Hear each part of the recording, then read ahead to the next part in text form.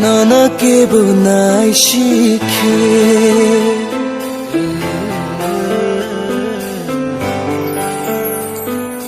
Zolima payu khao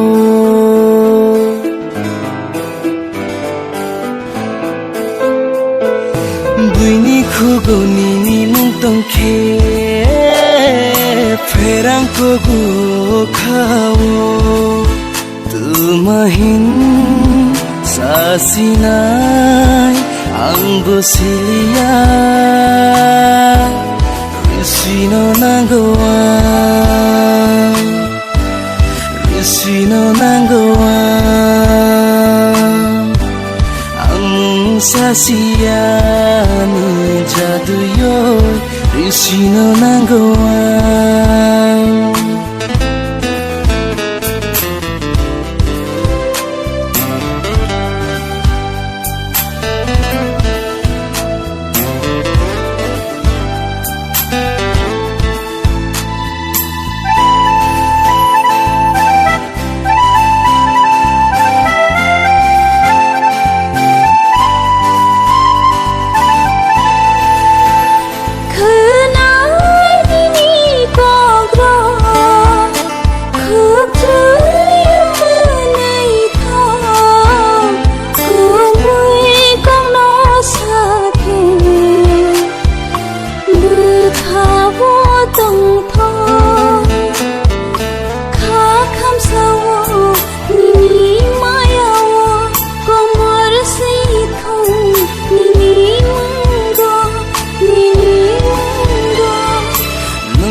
Ke bokok sakhe